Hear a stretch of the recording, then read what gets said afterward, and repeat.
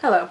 This video has been requested and I have been talking about doing it for a while, so I'm finally doing it. It's so difficult to film this video though. I can't even begin to explain. There's a lot included in Achromatopsia. Okay, that's my form of legal blindness. There's a lot involved in it. I'm not going to get into everything. This video is more going to be about Achromatopsia and being addicted to makeup. There's a couple things that do tie into it. For example, I see better out of my left eye when I'm doing things close up. So my right eye always comes out better than my left eye, because when I close my left eye, I can hardly see anything out of my right eye. So my makeup always comes out worse on my left eye than on my right eye. Another thing is that I have very little depth perception, and how that relates to makeup is that I can't usually tell how much I'm putting on. So while you might be able to look at a blush, let's say, and you're like, oh my god, that's so pigmented, I'm putting so much on, I look like a clown, I can't tell. Eyeshadow doesn't bother me so much, whereas blush, like, I feel like that can ruin your face.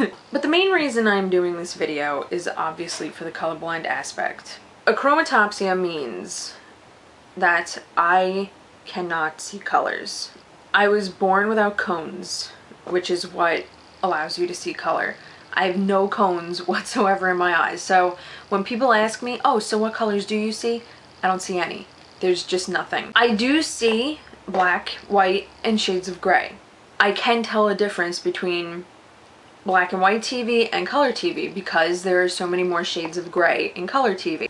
But even though I do see all of these shades of gray, okay, it's still a much smaller spectrum than how you see color. You might take 5 shades of brown, let's say. I mean, to me there's still shades of gray, but to you they're 5 shades of brown, and each one of them has a different undertone to it.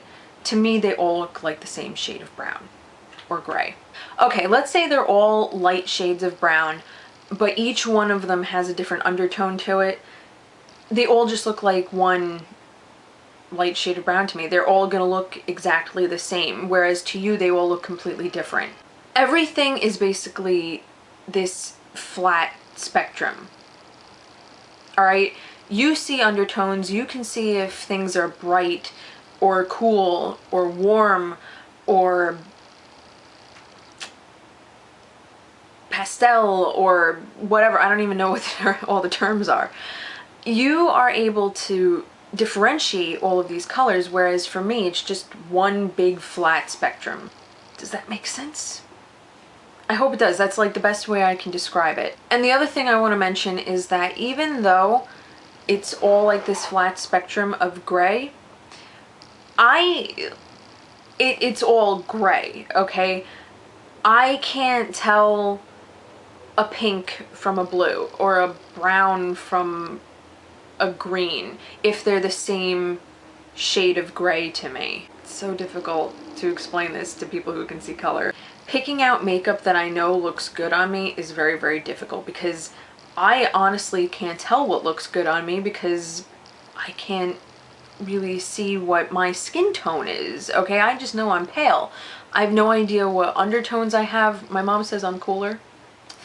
I know my hair is dark, but if I was born and somebody said, oh, your hair is like a really dark purple, I would believe it because I have no idea. It's very easy to lie to me, by the way. The way that I pick my makeup, okay, and that's another question that I get asked a lot now that I've gone through the color spectrum, and it took me forever to even attempt to explain it, even though I'm sure it still doesn't make sense. The way I pick my makeup, okay, the way that I decide whether or not I'm going to like it is it usually has to do with texture. For example, matte shades Like here we have Naked from Urban Decay, okay?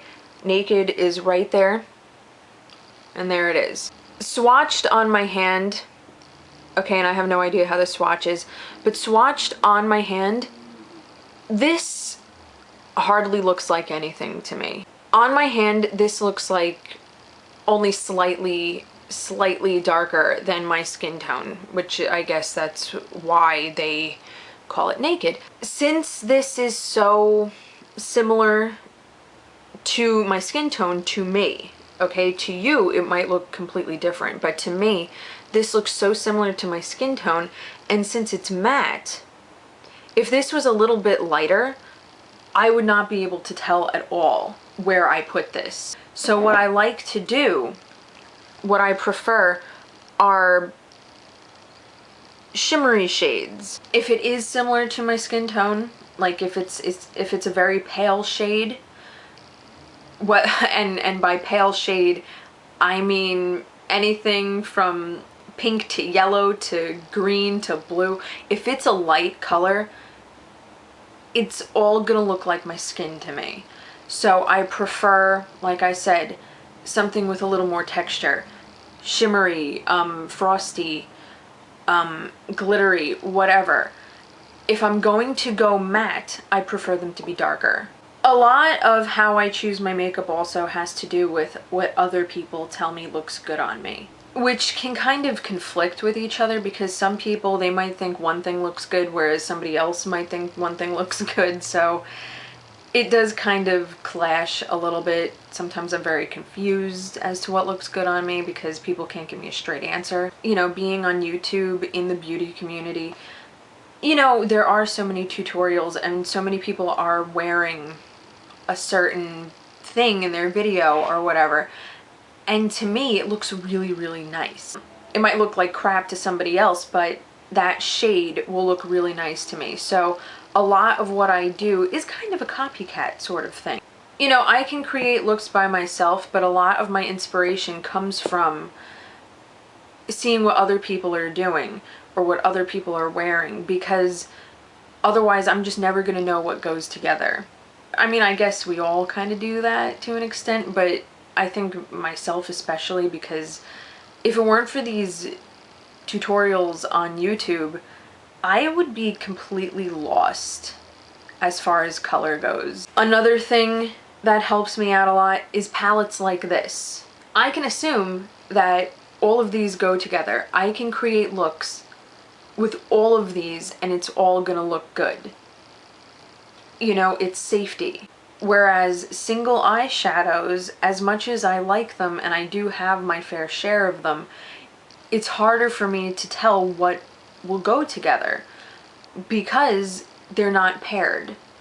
They don't have friends to play with. I'm also very afraid of trying new things. Like, for example, here is Sonoran Rain from MAC from the Blogger's Obsession collection. This is extremely out of my comfort zone because I don't know if it looks good. So this is Sonoran Rain. To you guys, this might look like a really bright red. To me, it just looks darker than what I wear. So for me, this is scary. I have no idea if this looks good. I'm very guilty of the get a million of the same color type of thing, I'm sure. Reds are scary. Browns are scary. Anything other than like a nudish and a pink is scary to me. I have no idea where to go with that. Another thing that I rely on is also color description. And I know that like on websites and whatever, that's kind of difficult to trust the color description because, you know, when you get it in person, it might look completely different than what you saw on the website. But for me, that's really, really important that a website has a color description. So MAC, most brands on Sephora, those are two sites that I will always, always, always fall back on because they do provide a color description. That is very important to me. Like I said, this is such a difficult topic for me to discuss because it's really hard to explain what it's like to live with my eyes. Just like it would be hard for you guys to explain to me what color is like. If you've never lived it, you're just never gonna understand it. I can only attempt to explain how I do makeup. If you guys have any questions, okay, any questions at all, I will answer them to the best of my ability. I know a lot of people, they're like, oh, I'm gonna offend you if I ask you a question. You're not gonna offend me, okay? There's nothing that you can ask me that's going to offend me. I'm not easily offended. I understand that living with this is going to generate questions. People are going to want to ask things, and that's okay. It's okay to ask things. If this wasn't thorough, I apologize, and I will try my best to answer questions thoroughly. Anyway, this is probably very long and boring for everybody, and I have to edit so much of it out. So I will talk to you guys later. Ta-ta!